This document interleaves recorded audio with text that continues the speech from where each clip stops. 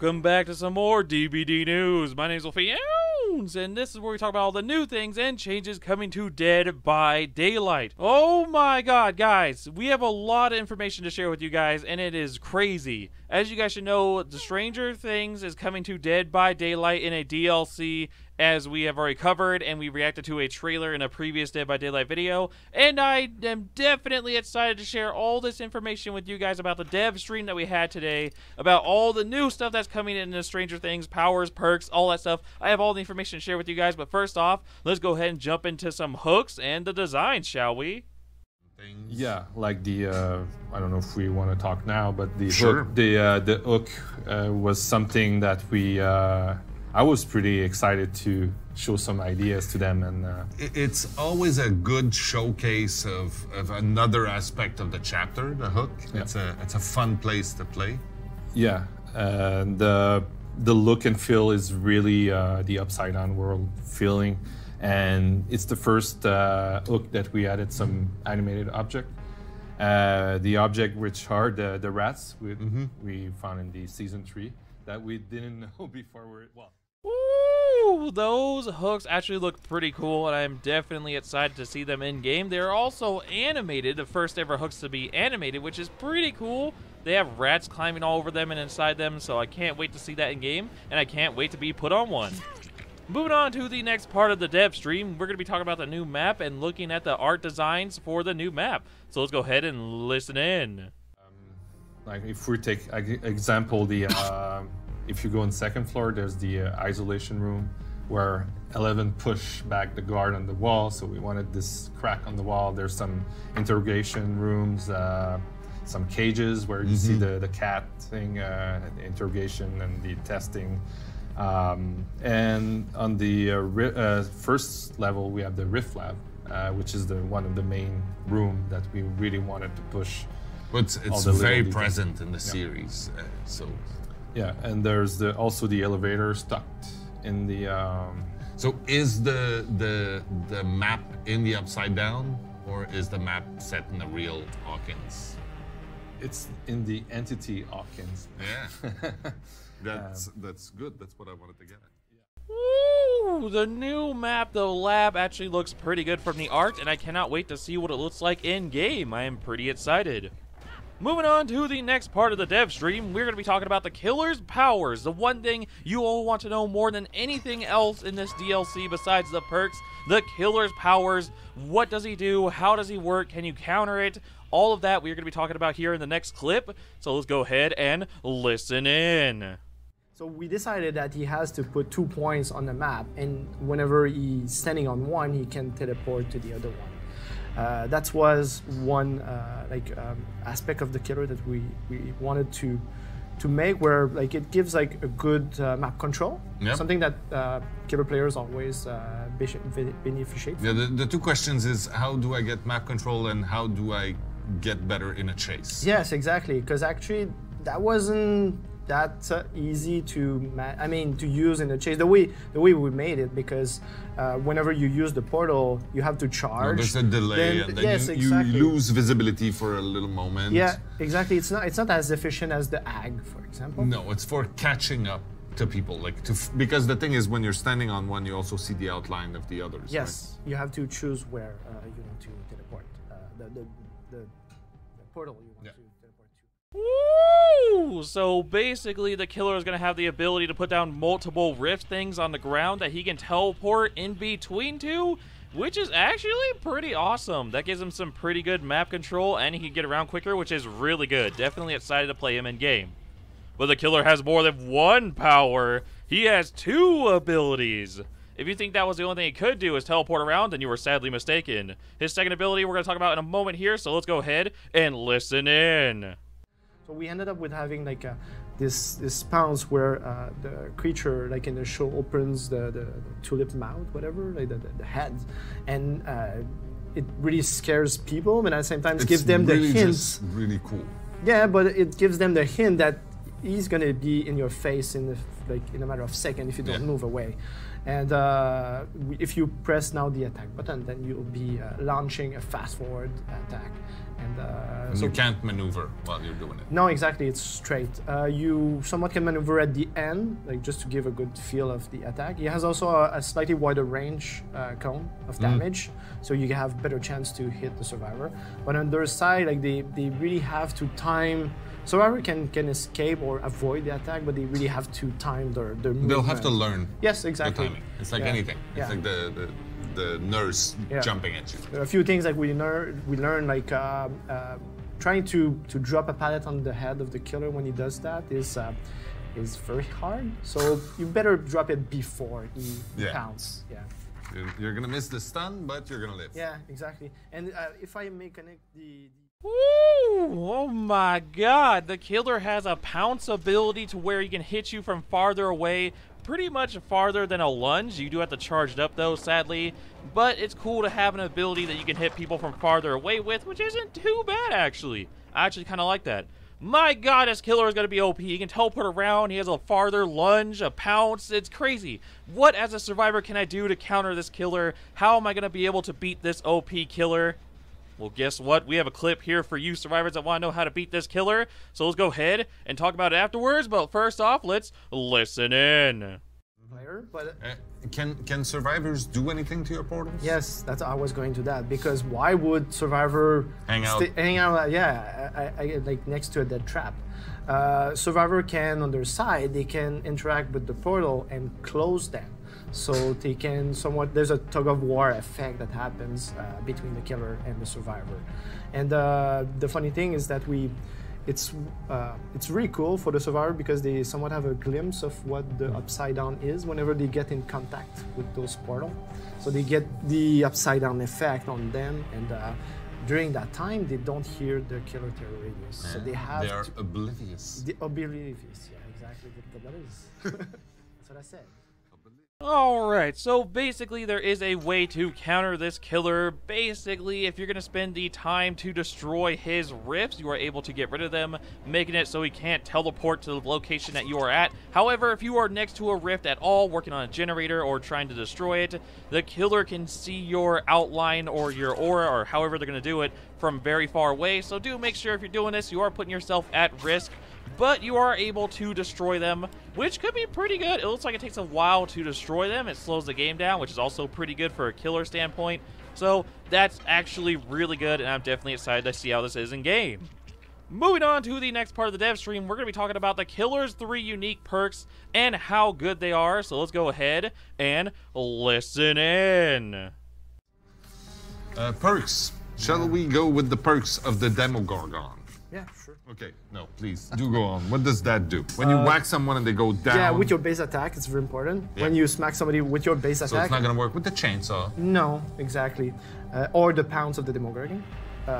If you down somebody with any generators within a certain distance from the location that you are, will explode all generators. And It's like you kicked all the generators. yes, exactly. It's a free kick, and also gives like a slight Bonus. additional regression to the base kick that usually happen.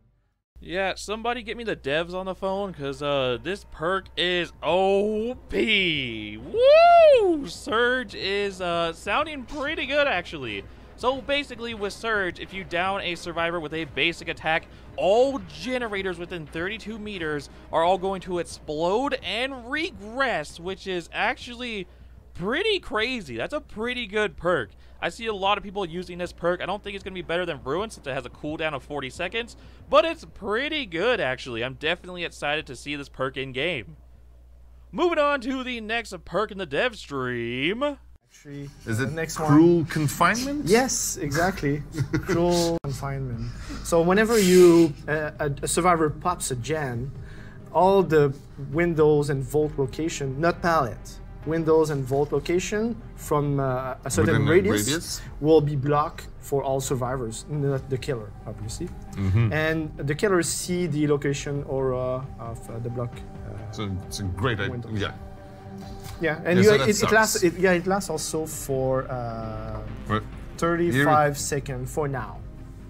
So if you like a survivor pops a so gen, once you pop a gen, the You see area the- becomes a lot less safe. yes, exactly. You Oh my god, these perks are getting more OP as we go.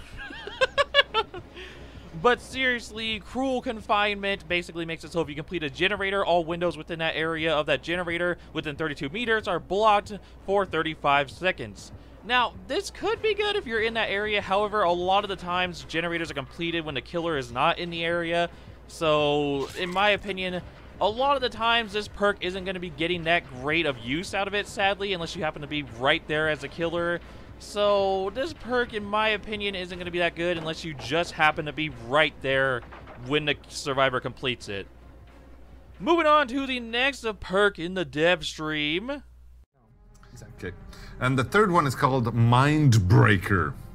So whenever, yeah, exactly. So if you go repair a gen that is under 50% of progression, Yes. you'll be affected by the status effect. Exhaustion. Exhaustion, exactly.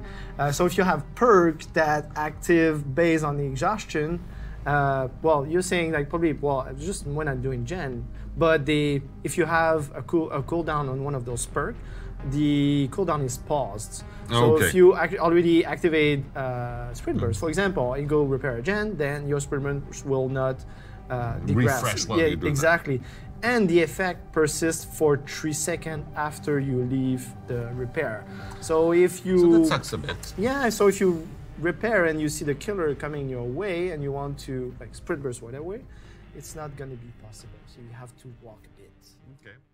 Yeah, devs, are you sure about this? Because, I mean, this perk seems pretty crazy. You sure? You are? Okay, because these survivors out here are raging. MINDBREAKER. Basically, this perk makes it so if a survivor is working on a generator that is below 50%, their sprint perks go on cooldown. They earn exhaustion and they cannot sprint anymore until they're done working on that generator, which is pretty crazy, actually. That's pretty nuts. I think this perk is definitely going to see a lot of use in the game, because whenever a survivor works on a generator, no matter what sprint perks they're using, sprint, dead hard, balance landing, it's going to be on cooldown. So if the killer comes and you waited to use it, you're not going to be able to use it. So that's yeah, that's scary. Now, let's go ahead and move on to the survivor perks and see if they are just as OP as the killer perks. First like one- let's talk to Steve. We had to name one the babysitter, right? For sure. And when For we saw this perk, like it's so, of course, like all perks they change throughout the development, and but this one, like it was, the idea is that you help others. It's like a bit like the Bill's perk where you borrowed time. Borrowed time, exactly. That like it's not about the survivor. I mean, it's something that you give to others. So what do you give others? So when you unhook a survivor this time, the unhook survivor do not leave scratch marks and blood trail for 8 seconds. And on your side, you're the lucky bastard who has his aura revealed to the killer for 4 seconds. But So you it's see like- the killer's aura. Yes. what it Also, says. yes, exactly. So it's like, come get me. I'm Yeah. over there. And you can take a hit for them or something. Yeah, exactly. So you can think of other perks that you can combine. Before we jump into the perk, I do want to let you guys know that during this DLC, the Stranger Things, the survivors are getting 2 survivors, so therefore they are getting 6 perks altogether, and that's going to be a lot of perks, actually. But the babysitter perk doesn't sound great in my opinion. Basically, when you unhook a survivor from a hook, that survivor doesn't leave blood or scratch marks for 8 seconds, and you can also see the killer for 4 seconds. I mean, in my opinion, this is okay. It's not that big of a deal because you shouldn't be unhooking a survivor when the killer is in the area anyways. So, yeah, and if you have to, you should be using borrowed time. So, this perk is okay, in my opinion. It's not that great. It's not that bad. Moving on to the second perk. Babysitter. The second one is camaraderie, Yeah. which So it's something that was requested from the community, where like a perk that extend the time on the hook, Okay. and we weren't sure like it's something that factors you have to factor the killer in this. Like you just Yeah. cannot just we'll give 20 seconds more on the hook. It's just like So how does this one work? this one is while you're on the hook and you reach a struggle phase, the perk activate, which Yeah. means that you're gonna be able to use it only once per game. Yeah. And well, of course, if you escape, none. Well, if you don't get hooked to reach a struggle phase, and once it activates, if any survivor comes within a certain radius of you, at the moment 16 meters, the struggle phase pauses for 14 seconds. So it gives more time for the survivor to maybe distract the rescue. killer and make the rescue, exactly. And on the survivor's side, we had it that the bar flashes to tell you that, okay, this guy has An extra few moments. Yes, exactly. The killer So doesn't take see your that. time. Yeah, exactly. Go take a cup of tea. Alright, so basically camaraderie makes it so if the killer is camping, well, he doesn't have to be camping exactly, but this is going to be one of the times you want this perk. Basically, if you go up to a survivor that's on a hook and he's struggling, this will pause the struggle phase for 14 plus seconds, depending on if they change it or not. It will pause the struggle time, which isn't too bad actually. So it gives you a little bit more time on the hook. This is something people wanted when people would camp them and stuff. So it's a pretty nice perk that people can use when they're on the hook. Yet again, not that great of a perk. I do wonder what happens if you leave the zone and then enter the zone as a survivor and leave the zone and enter the zone. Does it keep pausing it, or is it just one time only? I'm really curious about that. I'd like to test that in game. Moving on to the third and final perk for one of these survivors, and then we'll go into the other one after. All right, and the last one is Second Wind. Yeah. Yeah, because he does get beat up quite a lot, then he keeps going. Yeah, that's another one that when we saw like, oh, okay, we have to connect this to Steve in some way. It's so much his character, like pretty much all the season. So this one activates when you're healing someone. Yes, exactly. You have to heal one full health state, which Okay. means that you can do a bit here, No, a bit there, it's but fine. you'll see the progression once you have the full heal. Yeah, the perk activate.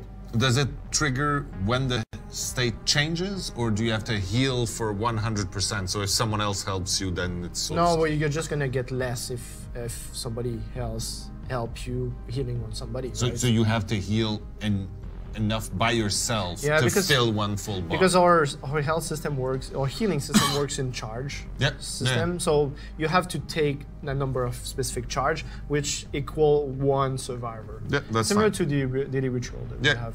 And once the perk is activated, the next time you are unhooked, you're gonna receive the broken status effect. And while you're outside the terror radius of the killer, the perk heals you over time, and after 20 seconds, you'll be fully healed. Woo! Second Wind. This is actually a perk that I like using on my warriors in World of Warcraft. The Second Wind is actually pretty good in my opinion. Basically, when you get unhooked from a hook after healing a survivor, you will be able to passively heal through that unhooked time because you have a broken status and you can't be healed.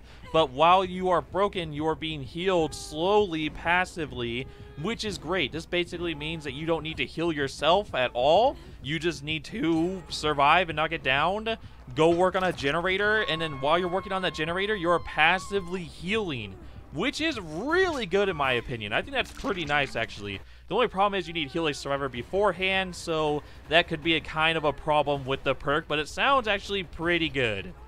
Moving on to the next survivor, the second survivor that we're getting for this DLC. We're going to be checking out her 3 unique perks and talking about them after. Okay. What about Nancy? Yeah, Nancy, the first one is Better Together. Mm-hmm. So when you work on a gen, you reveal the gen aura to, not your aura, The gen's aura. the gen's aura to other survivor in a certain radius. Okay. And while you repair the gen, if the killer downs somebody, you see everybody's aura poof, for a few seconds. That's pretty awesome. Alright, so better together pretty much makes it so all other survivors within 32 meters can see you working on that generator. It gives the generator an aura so other survivors can see it. And if the killer downs a survivor, basically all other survivors can see each other for 10 so seconds, and it's alright. I don't see this perk being that great or used that much. I mean, it's kind of like Bond with a twist, although I think Bond is probably a little bit better because it's at all times, so I don't know. This only works while you're working on a gen, so I'm not sure. This perk doesn't seem that bad. It seems alright. It's just not that great either, in my opinion. Moving on to the second perk for this survivor. The second one I think is a very interesting and unique one. Yeah, which I like. Yeah. It's called Fixated, and it's something that, like, I think that especially new players will really enjoy, but we try to give a twist to, like, advanced player to make use out of it.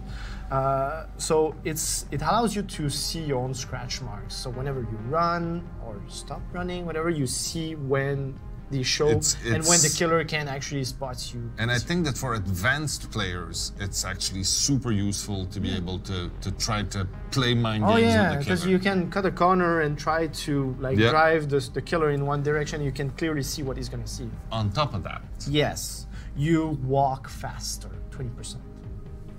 That's kind of big. Yeah, exactly. You especially like build with sprint bursts, for example, or people who walk a lot.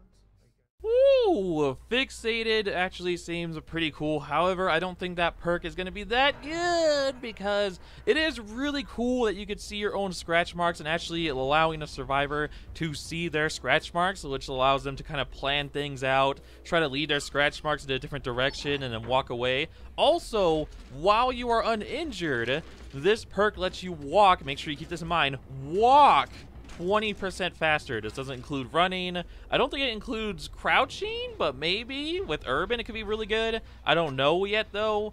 But while walking, you are 20% faster. This means you can get around corners a little bit quicker while walking and lose the killer.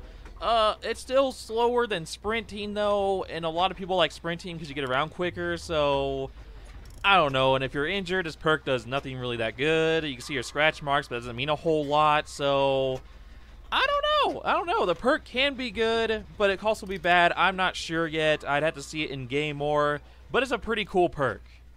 Moving on to the third and final perk. A simple one. No, it's not a simple one. And what I like about this one is like it fits also with Nancy's character, where like especially in the newer season, where she's really investigating and want to get like she gets stuff done. Yeah, exactly. So how does it work? So each time you cleanse a totem, it activates the perk. Any totem is X. And then once the perk is activated, if you are injured, you can get inside a locker and wait for 8 seconds to get a full heal. And then you can come out fresh and new. And so if you're hurt, you just cleanse a totem, get into a locker. You can cleanse a totem at any time. So even though like just it's just you can't stack tokens. No, exactly. You're the match start, you find a totem, cleanse it, you're gonna get your perk activate. Next time you get hurt, you just get in a locker. It's like Superman. And then you get out. Yeah, and since this perk has been out, like I have difficulty finding totems because everybody's cleansing them. It's just like. And then it's gonna make some other totem-related perks quite a lot of fun. Yeah, sure, exactly. But the thing is, like, it's quite a powerful effect where like just 8 seconds, it's twice faster than a normal heal. But the thing is, you're still required to hunt for the totem first, and then find a locker. And it's limited. If there's 3 people on the map with that perk, then the totems to clean are gonna get rare. And the sixth and final perk that the survivors are getting is going to be Inner Strength, and this perk pretty much makes it so if you cleanse a totem, the perk will activate, and then when you're inside a locker for 8 seconds while being injured, it will heal you all the way back to full health, which is actually really fast. That's actually a really fast heal, and it's not too bad actually. I think you can get really crazy with this perk. Let's say like you're trying to lose the killer, you use Quick and Quiet to get into a locker, and then you're gonna heal after 8 seconds. Killer comes up at the last few seconds, you get the heal, you head on them.